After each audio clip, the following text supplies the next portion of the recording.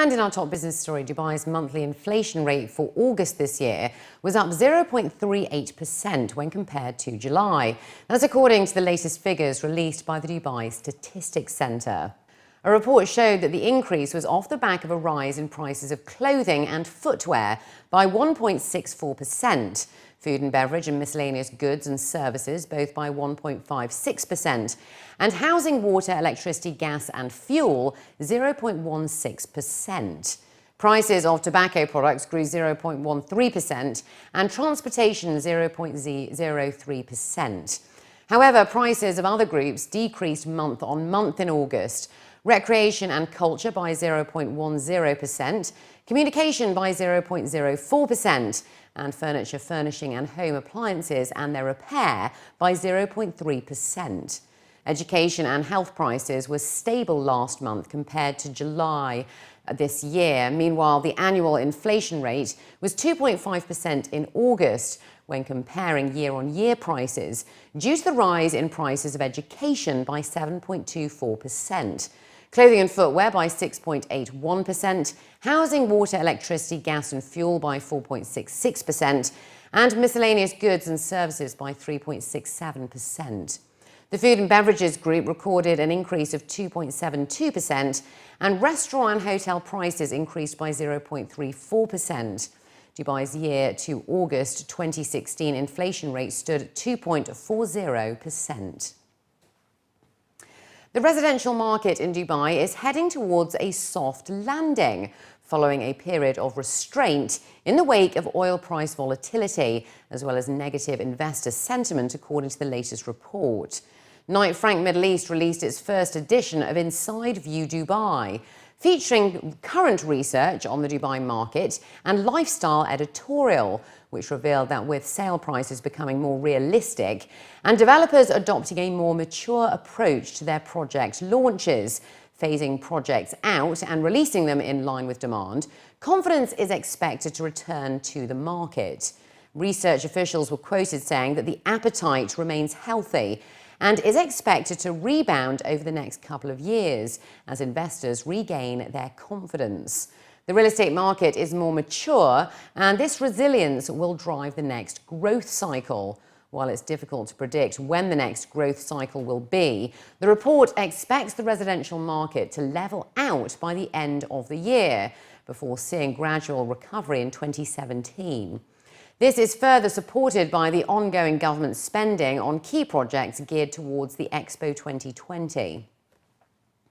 The Department of Economic Development and the Smart Dubai office have launched a happiness meter for the private sector, while also honouring the 2015 winners of the Best Service Performance Outlet Awards for excellence in customer service.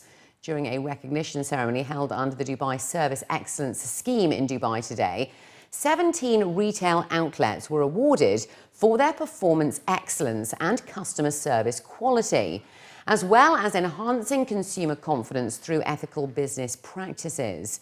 While congratulating the winners, who were selected from 2,400 registered members and 300 mystery shoppers, DED officials stated that the numbers reflect the growing appeal of the programme among the business community, and this will help in advancing the level of quality and excellence across a number of sectors. While commenting on the progress achieved so far, it was revealed that the DSES witnessed a growth of 21%, representing a total of 436 outlets, 91 companies and 179 brands, and with the addition of hypermarkets as a new category this year. A larger consumer segment feedback is also expected. On the sidelines of the awards ceremony, a memorandum of understanding was also signed between Her Excellency Dr. Aisha bint Buti bin Bisha, who is the Director General of the Office of Smart Dubai Office, and His Excellency Sami Al-Kamzi, the Director General of the DED, to launch a happiness meter for the private sector in line with best international standards and practices. It's part of our heritage to enhance the quality and providing the services in the retail in the business sector in general, and specifically in this regard in the retail sector.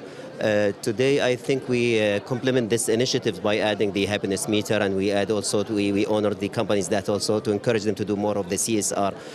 This is part of our strategy to, as I just mentioned, to enhance the quality of the service in the retail sector. This is a very important very important sector for us, and I think this is one of the sector that leading the growth in the Emirates, and it is important for us to enhance the quality of this service. So this, as I just mentioned today, the additional that we add to this initiatives, the happiness meter, the memory of understanding that we signed with the Dubai Smart Government Office to add the happiness meter to the initiative. Since His Highness Sheikh Mohammed bin Rashid launched it in the end of 2014, now it is implemented across 55 government entities. We started with the private sector, like as I said, Emirates MBD and also Design District. But with this partnership with the DED, we are looking forward to see the happiness meter implemented in the wider private sector entities. And hopefully we can help the private sector to measure their client experience in their shops. First of all, it's all about believing in the employees, enabling them, trusting them and motivating them on a day-to-day basis. So we do a lot of investment to our employees. We try to train them in the right way of doing things. We try to establish some benchmarks, and DSAs itself is a good category for benchmarking across ourselves. We know who the best is. We know what the best practices are. We try to learn from them because of their formats and everything, and then we try to implement them across. But it is a very happy occasion for us whenever we get some recognition from an outside third party, and it's very motivating to have our staff here in this kind of venue, going to the stage and receiving it so that they can pass it around. And it's good that Dubai takes such good initiatives to motivate businesses in the private sector. Dubai has been ranked the #1 destination city for international overnight visitor arrivals in the Middle East and the 4th globally. That's according to the latest report. The annual MasterCard Global Destination Cities Index revealed that the Emirate is projected to receive around 15.27 million international visitors in 2016. Officials were quoted saying that the biggest surprise in this year's index is Dubai's jump to the top rank, based on international visitors' spend of $31.3 billion US. That's far exceeding the second-ranked London, which is estimated at $19.8 billion US. Bangkok came in first place globally, estimated to see 21.47 million visitors, followed by London, estimated with 19.88 million, and Paris, 18.03 million. Abu Dhabi was also ranked the fastest growing destination city in the Middle East, with 81% growth, making the UAE the most visited and fastest growing country in the region for the second year. The index also revealed that more people travel internationally for leisure. Travellers to the top most visited countries spent more on shopping as opposed to dining. That's except in Europe, where people spent more on meals in cities such as Amsterdam, Barcelona, Istanbul, Milan, Paris, Prague and Vienna.